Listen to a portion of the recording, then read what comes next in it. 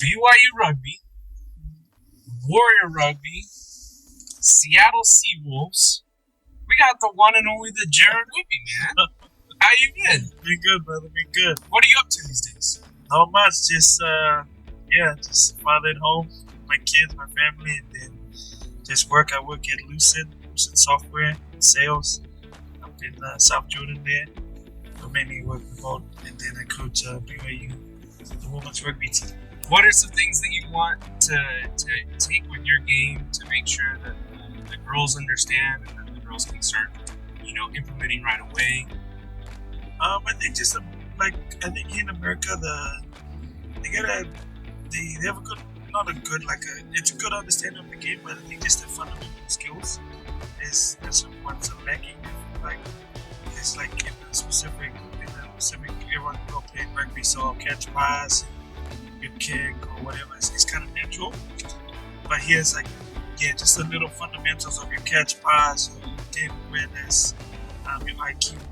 I feel like I can bring a lot of that to these skills and hopefully they be better players. That's what I try and instill is just extra basic catch pass, little techniques, little things that you kind of take for granted. See, that's such an opposite approach than most coaches would probably have at this level. Because a lot of coaches would say, oh, you're a great basketball player, but we need you to work within your system. You're saying the complete opposite. You guys have a good system, but now we need to work on your fundamental things. Yeah. It's interesting. Yeah, I think any system you implement, if you don't have a good foundation or fundamental skills, core skills, that system's not to go, especially with rugby. You can have the best athletes who can run 100 miles with a ball, but he can't pass level. You know what I mean? So I think all that in America, especially the girls that we have, they have great athletes. Just their skills just need work, and that comes with time. Was that the same case for you guys when you were at BYU doing all of your stuff, or was that kind of different? It was kind of different. I think our time at BYU, we had a lot of boys played rugby before. Either the Americans, they played in high school. We had a lot of Polynesians on the team, so they played in New Zealand, Fiji, Tonga, whatever. We had a good bunch of boys that had played rugby before, and I think that's why we were so good, where coaches had to give us a system, and then our fundamental skills were good enough, better than the rest. You said everyone starts off on the islands playing rugby. What is life on the islands actually like?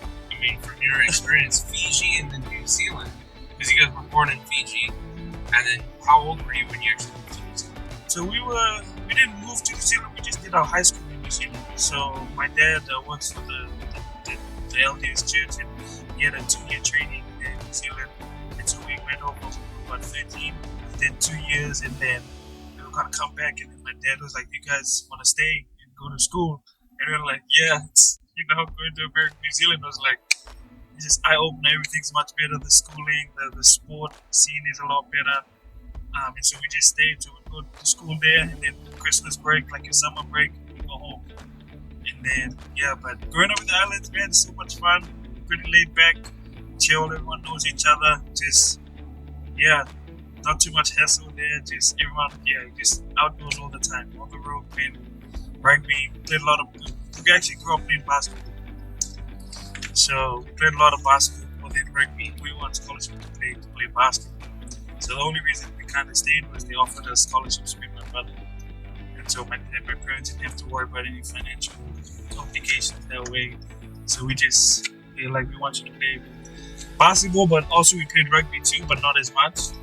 So we were there just on a sports scholarship from high school. And basketball was our first love. My first love. I played for the national Fiji team right after my freshman year at BYU. Everything, me and my brother has pretty much the same journey of life. So everyone knows that kind of thing. You buried the lead there. You played for the Fijian national team in basketball? Yeah. You were point guard, right? Yeah, I was the point guard there. Yep. What? This is blowing my mind, man. No, that's awesome. So what was that like? Did you guys have to travel to different countries? It's fun. So in the Pacific, they have what's called the Pacific Games, South Pacific Games. It's kind of the South Pacific Olympics. They have it every 4 years. No way. It's big in the Pacific, so all the sports there. My brother's played basketball, so I've there's 5 boys in my family. Me and my brother Josh were the youngest. So my two older brothers played at BYU Hawaii, and my other brother Marcus, he played professional like Spain, Australia, New Zealand, and so he coaches here now at Home Peak. And I forgot the name of the middle school again. And so it was good because my dad was the head coach, and then after my freshman year, the first time we played for Fiji, we played a tournament in BYU Hawaii. They had the Asia Pacific tournament where they bring teams. That's when we first played. And then I played for Fiji again in the subsequent games. And 2011, we played to New Caledonia. And that was one of the funnest trips I've been on. Yeah, just playing for your country is just something special. Yeah.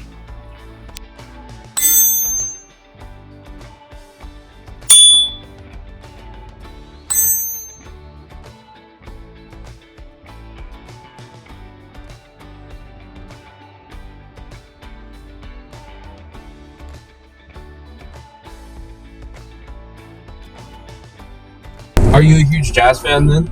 I like the Jazz, yeah. I don't watch it as much, but I love basketball. I love watching it, yeah. Okay, all right. So, how often should people be expecting you to be on your courtside? Oh, be like cheering on, just losing your mind. No, I'm not a big into, yeah. Like, I like watching the game just because I've played it a lot, but I'm not a big shouter or, yeah, nothing like that. I love it just because, yeah, just seeing these athletes play, and I'm like, these guys are next level. Like, yeah, I thought in New Zealand, we had a good team. Like in New Zealand, the church school we went to, church college, like they really love their basketball. But New Zealand is a rugby dominant sport there, you know. But in our high school, it was basketball, then rugby. And so everywhere we went, they knew our high school, you know, that we were good. But we lost both times in the national semis 2 years in a row. We just couldn't win it. But and I remember we went to BYU Hawaii to play basketball. Then I was like, in BYU Hawaii, my brother was playing on the team, and they were playing. I think they just the year before they went to the national championship into the League Division 2. And we didn't play them, and I was like, oh, I feel like this is even good enough, you know? And we played them, and I was like, oh my gosh, I suck. I was like, we need to go play rugby. Do you think the basketball helped you with being a better, I mean, not necessarily like the center is kind of like trash ball in the southern hemisphere, but like with being a fly half? Oh yeah, for sure. Basketball, I feel like to play basketball, you kind of have to be kind of all rounded. Like your hand-eye coordination really helps me basketball-wise. So it's, when you play basketball, you know you gotta use your peripherals on the court. You can't just focus on one guy. You gotta be man and ball kind of thing, and that really helped. I think anyone who plays basketball, you have to be pretty good athletic-wise to play that sport, and that transition well, able to catch the ball and move and use your peripherals and stuff. That really helped. Really opens up the yeah. field for you to see what's going on. What do you like really pick out of that BYU, like the seasons that you? Man, I don't remember games. I just remember the relationships we had, the bonds, the trips we went on, the conversations, the stories. That's all. Like the games were fun, but honestly, I kind of like obviously winning. Remember all that, the championships and stuff, but mostly remembering just the trips we went on and how much fun we spent with the boys. And that was the most like it is a brotherhood when they talk about it, and still now those are my best friends, you know. The thing with BYU is we all had to work on campus as well, and most of the boys on the team we all work together. So we saw each other every day for 4 years straight. So you had to create some kind of bond, you know. And so it was very good, very neat. It was very special in that sense. Got picked up by the Utah Warriors in the 2018 season. What was that experience like? How did that happen? Did they just draft you out of high school? Because there wasn't like a draft. No. So it was through Kimbo. So Kimbo was our assistant coach at BYU, and he was our backs coach when I was at BYU, and he left kind of like my second year, and then he started during the summer they have like the USA Club Sevens, and so we started a Utah team, Utah Selects, and then we all played on that just because we wanted to play sevens. It was a good opportunity. We played the best sevens clubs here in the States, and we won back-to-back championships our first 2 years there. And then it was 2016, 2017, we won the National Sevens Championships for the US. And then 2018, that's when we started. Like 2017, kind of gave us that idea. It's like, hey, we're going to start a professional league for 15 that you guys keep. And we were like, yeah, like, we're down, you know. You know, just Kimbo, and they're like, yeah, sweet. And then 2018, he's like, you guys want to be part? Like, yeah, let's do it. And so, yeah, it was all through Kimbo. And then, yeah, just one thing led to another, and then we made the Warriors. And it's just so cool to see how far they've come right now from when we started in 2018. You know, we would lift here in Lehigh. We were training everywhere. So we lived in Provo. So we lived in Lehigh. Trainings, our morning Monday sessions would be an indoor facility up in West Valley, and then come back sometimes to Lehigh on the outdoor pitch. So it was everywhere. We were driving everywhere, and yeah, it was kind of brutal that first year, but you know, we love the game so much we could do it. But now everything's in one venue, so it's good. They've come a long way. You guys were like practicing out of parking garages when you guys first started. Is that true? I wouldn't say park garage, but the first, I remember the first couple of trainings was at when they train now at the Real Salt Lake Academy. So they were just barely building, and you could still see the dust from the turf, and the turf wasn't even ready, and it was just everywhere. But we all loved the game, and we just wanted to train it. That's how it had to be. So we didn't complain much there. We just did it, but it was definitely growing times. What has stuck with you just about rugby itself? I mean, is there something, you talked a little bit about the brotherhood. Is there something about the sport that just makes it special for you? I think rugby is different. It's not, like, for me personally, I love rugby because it cultivates a team aspect of it, because you can't win really individually. I feel like football, like, if your quarterback sucks or whatever, your whole team sucks.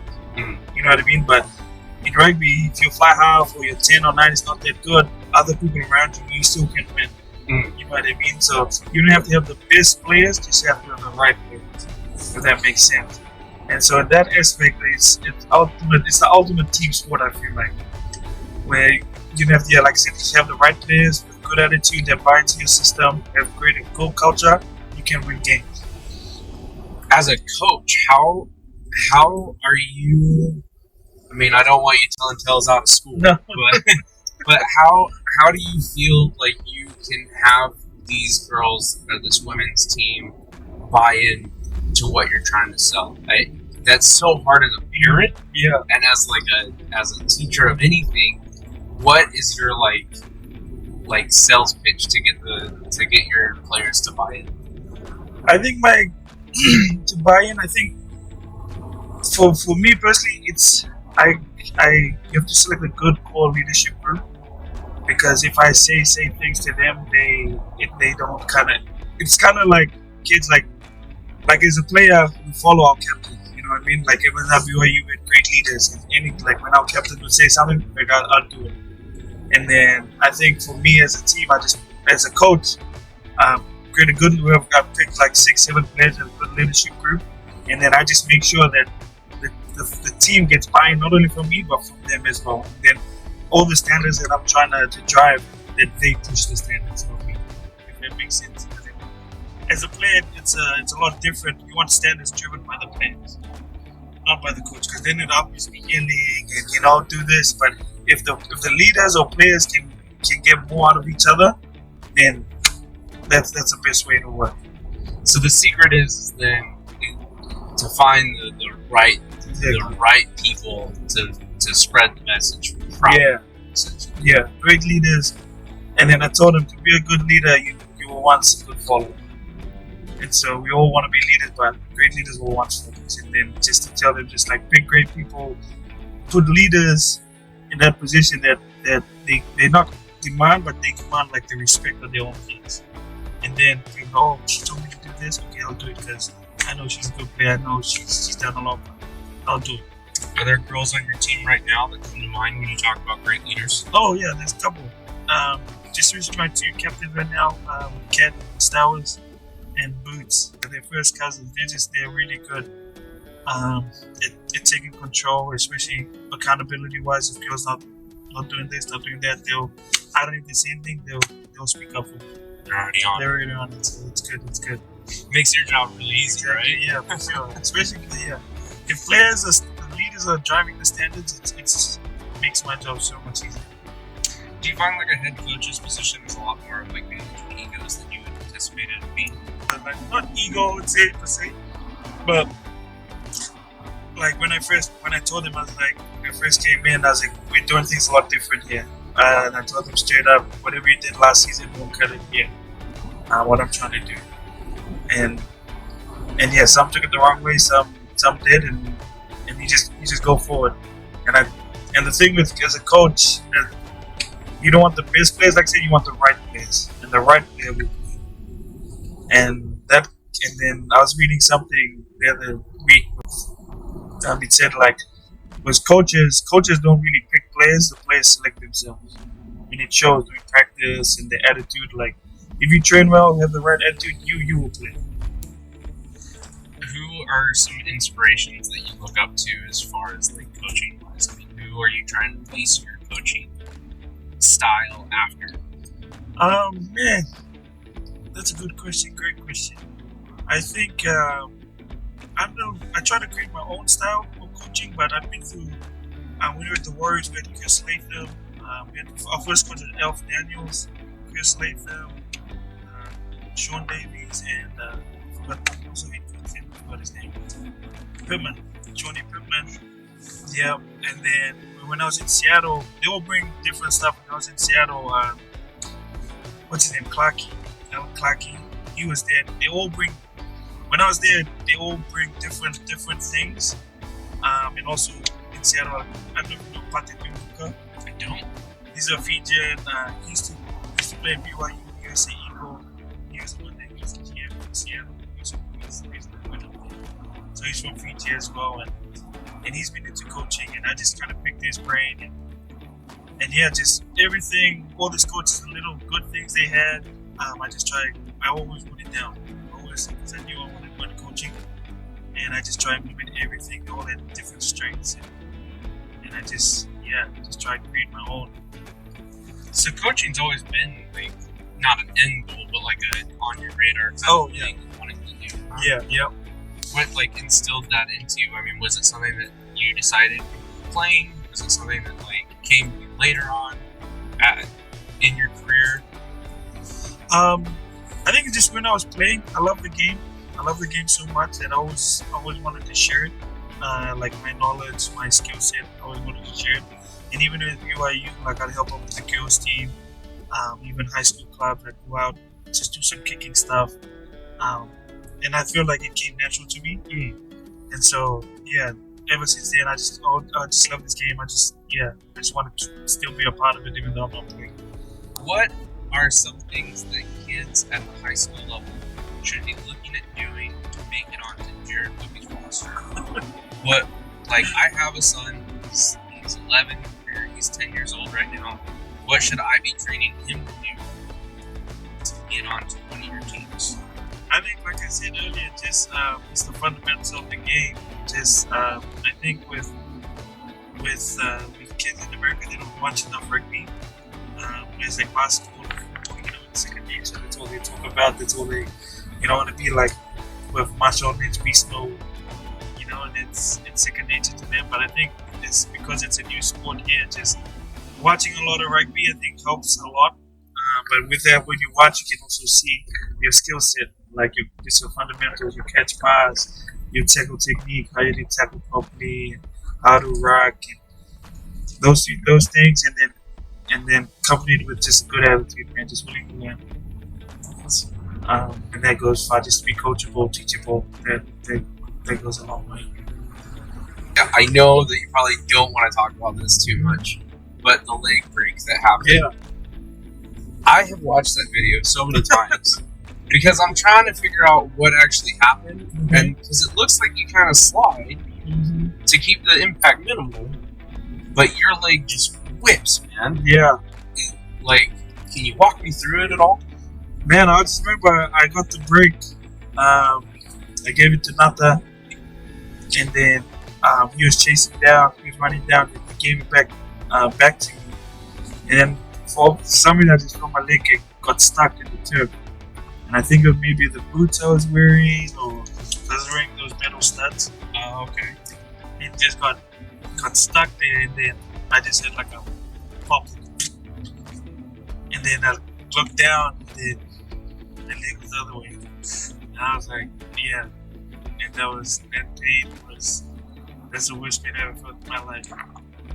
Yeah, because it's like high up on the shin. Yeah, almost. like mid leg. Yeah, like halfway point on my leg there. Just I looked down and just snapped, and then I only watched it. I never watched the replay for a couple of years. I only watched it, I'd say, last year, I think it was. Yeah, either last year during the pandemic. Last year, or I think it was like 2022 or 2021 when I actually watched the replay. Because I couldn't. It just couldn't. Yeah. It just.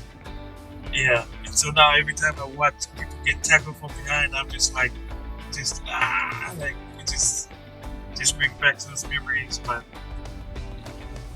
yeah, then if you watch it again, you should see Napa. So he went. Yeah, his hands are here. He knew as soon as it happened. Yeah. Oh my gosh.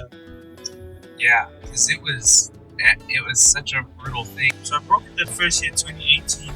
2018. Yeah. So I had kind of rough go with this leg. So my brother broke his leg 3 weeks before me. In a preseason game. Yeah. That was just not your guys' year. No, yeah, it's just unfortunate. And then his leg healed up perfect. So we had the same surgery, same break, same leg, everything. And then he's healed up perfect. And then came 2019. Mine didn't heal for some reason. I still had a gap. And so I had to get a bone graft surgery. So I did a bone graft. That does not sound good. Yeah, I don't know. That's what the doctors told me. So they definitely do it. Did the bone graft, and then came 2020. And then it felt good preseason, and it all healed well. And then that's when it came back and played 2020, the pandemic year. And obviously, the season got cut short. And then coming again for the 2021 season. And for some reason, we did our preseason like in November, December, Warriors. And then we'd train, and then I'd go home and my leg would be sore. And I was like, why would it like just be aching? Like not a huge pain, but enough to be like it just sore. Something's wrong. And so I went to the surgeon, X-ray and stuff, and they got a the CT scan, I think it was, and they were like, oh, like, I think like you might have an infection because you shouldn't have pain. And then the only way they could find out is if they go in and look. And I was like, and I told them, I was like, can I just play on it? And they were like, no, you can still play on it, but if it is an infection, then you can wait for another 6 months to have surgery after. Then it's infection could spread, and then it'll be worse. You can break it even worse. But that time I had a rod and everything in my leg, a rod and 4 screws. And so I talked to my wife about it, like talked to one of our physios, and he said just do the surgery in the long run, like, it'll be better for you in the long run. And so like, okay. So came December, I had my surgery right before Christmas, December 23rd. Took the rod out, took the metal out, and then they tested the rod, and sure enough there was some bacteria there. And so it was an infection, and they cleaned it all out. And then that's when I tried to come back again that season, but it was just too late. So it's left leg. Yeah. I can only assume how frustrating. No, it was good in a way. I think the good things that was at the Warriors, they put a mental coach in. And for the longest time, when I was training, I'd always be fearful of this leg and like scared to do something, and it was kind of like holding me back. And then I was talking to the mental coach, mental coach I think it was. And he'd come in once a week, and I'd talk to him, and it was really good because I've never had the mental side of things. You never do it, you know what I mean? But to talk to him and like I'll tell him ask me how I feel, what I was thinking, and he just said just embrace it. Like fear is natural. Fear is good. You know, when he says like without fear then people righteous men. I was like, that is like okay, just go with it, use it. And so then my kind of mental side of things kind of shifted in. I was like, just go with it, just trust everything is healed. Yeah, it was really good. That was I feel like You go from Church's College. How did you end up coming to BYU for school? man, it's funny because so Paul Asike we all went to church college together, but he was 2 years ahead of us. So we were in the same school together. But we wanted, so it's funny, we came to church college, and then towards the end, like our senior year in college, the BYU coaches reached out, and they're looking for players to come play in BYU. And then me and my brother like, yeah, we'll come play. And yeah, we'll come play for sure. And then they made us fill out all our like application for school and register and stuff like that. But in the island, in the Pacific, in New Zealand and Fiji and stuff, our school year is so different. Where we go from January to December, or like January to November, and at the end of every year, you take an end of year exam. Okay. And then if you pass that exam, then you graduate. Oh, okay. If you don't pass that exam, you go back and do the whole year again. Oh, really? Yeah. And so, but your results doesn't come till February. And so they wanted us to come for the winter semester because school starts in January. Yeah. So we couldn't come because the results. Yeah. Oh. And so the coaches are like, okay, we'll send you to this club here in Utah, in Alpine United. And they're like, if you guys good enough, then we'll get you to BYU for the fall. And me and my brother like, yeah, we'll do that. It's fine. You know, we get a good trip, play out here. And we knew Paulie had come to Highland up in Salt Lake to play. Yeah. And we knew a couple of boys that were just called. They came to United in Alpine. And we were like, yeah, we'll come. And so we went there straight from graduated, spent a couple of weeks at home, and we came straight here, smack dead of winter. First time seeing snow, January, right in Alpine, the heart of snow. But it was such a blessing going to United, and we're like, and yeah, the connections, the family relations we made in United, playing in United it was such a blessing. There was a couple of families there that took really good care of us, me and my brother. Yeah, we did go there. Yeah, it was such a good opportunity for us to go to United, and we ended up winning the national championship at United, and then ended up coming to BYU in the fall. What structure do you guys really look at, basing your game more off of? Is there a team out there that kind of like matches up a little bit? Not that you are designed that way, but that it's just going to happen. I think there's not a specific team, but there's a pattern. We run to call the 1-3-3-1. Most teams, it's the easiest pattern to run. Like most teams, we either run even MLR 1-3-3-1. I think the Warriors run a 1-3-3-1. In Seattle, we ran a 1-3-2-2, 1-3-2-2, 1-1, or 1-3-2-1-1. Just depends on your style and the players you have. But 1-3-3-1 is the easiest to coach, especially at this level. Like that's the most basic pattern, but within that pattern, there's a lot of options. And then just trying to teach that pattern. But with the girls, they've never really, what I've noticed, they've never really had a pattern to try to work towards. They just go and play, and it's a whole new concept for them to understand. There's a method to this madness. This is where we want to play. This is where you want to be, and it's just instilling that over and over again. Just repetition, and then slowly evolving, inserting new things. That's how we've been doing here at BYU. And the girls they listen. Once they understand, they listen, and they do it really well. But it comes with time. So, yeah, but to specific teams, man, I love watching rugby. My wife watches so much rugby. I like the Warriors. The Warriors play pretty good, pretty expensive game. If you go Super Rugby, Crusaders, I like the Super Crusaders a lot. But I learned a lot in Seattle, just their pattern, just the option they have. Within their system is pretty good. When you say like expensive rugby, what does that mean? So expensive rugby means they want to play the ball, move the ball a lot. Okay. So just want to go width to width if you can. There's a lot of running rugby. Yeah. Like I said, they create space and take space. And and that's kind of been the Warriors' blueprint, is just ball in hand. And they've a lot of great players that love ball in hand. You know, you don't want to kick position, you want to run position. Run with the ball. So, and then for me, that's more fun. There's certain times where you want to play a kicking game where you just kick the ball away, just play a heavy defensive game. But yeah, but I think here in America, you just want to run the ball just because it's a lot. It's more fun to play, and the spectators love watching running rugby. And the weather is not as cold or not as bad as like in the UK. There's a lot of kicking, and so but where we come from, like the South Pacific, it's running rugby. I was gonna ask, like, you see a lot of that kind of kick game in the Northern Hemisphere, that kind of stuff, and it's that idea of like, we're just gonna kick it until you fail at defending us very well. Yeah. I mean, that doesn't sound. It sounds like you guys are more of a Southern Hemisphere type of team. Yeah. Yeah. But it sounds like America's going more towards a Southern Hemisphere type of game. They you say they've done that?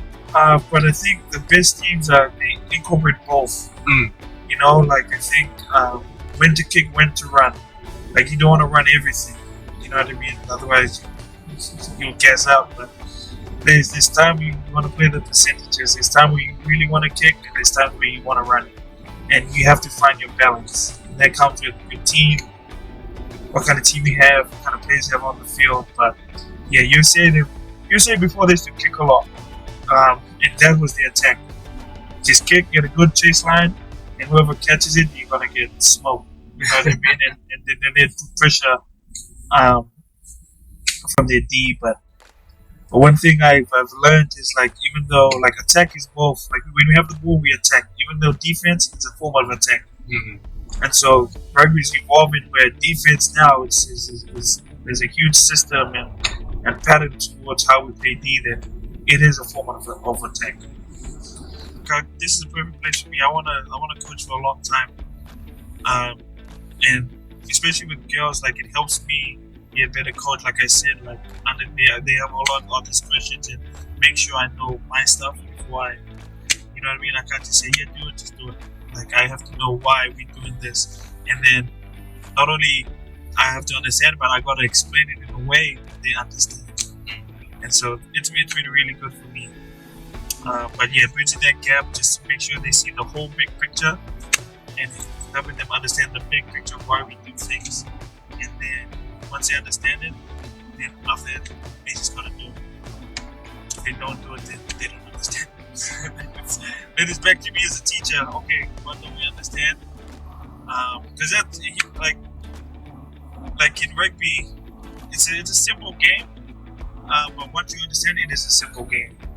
You know what I mean? There's no football where you have schemes and you know what I mean. You don't have no 10 plays running on your arms, or you know you run this route, or you know what I mean. It's pretty much one thing or two things on defense that you do, but you do it effectively every time. Well, and I have to imagine for a coach that has to also be really frustrating. Not frustrating, but kind of like anxiety building, because all you can do is kind of teach them throughout the week, and then once game hits, you have no control over what happens on the field. That's the beauty of it. That's the thing with rugby is I learned through the years is what I learned is rugby, do your work during the week, and come game day, that's it. The coach is done. You know what I mean? If you win, it's the players that win it. If you lose, it's on the coach. And that's how it's been for the longest time, I feel like. And so if we lost the game, that's not the players, that's me. I didn't prepare them enough. You know, compared to football, like you never see rugby coaches get really animated. Oh, tackle him! Like, you know, they yell, you know, why do this? You know, it's kind of the American way of coaching. Like, because football, like, you watch them, like, they got coaches for each position, and every session is like they're yelling at them, you know? And it's like, and rugby is totally different, you know what I mean? There's a time and place, but when it comes game day, that's it. You do little tweaks here and there, but the coach is done, I feel like. And I just hope I've prepared them enough. What is a non-sport piece of advice that you want to give to like your kids? What is a value want your children to know besides do it because you love it, but like something outside of sporting? Man, that's one thing. That's a good question. I never thought about it. I think just because of my girls, I think one thing that I tried, not try teaching, but like I just try to make example is to treat others how you want to be treated. And just respect everyone. You know, when we go through, just be a good person. Especially my girls, you know, I want to give them everything in the world. But if they're not a good person, then I feel as a parent, as a father, whatever. I think you just learn just to be good people, good girls, you know, have good hearts, willing to share. That's all I can ask for.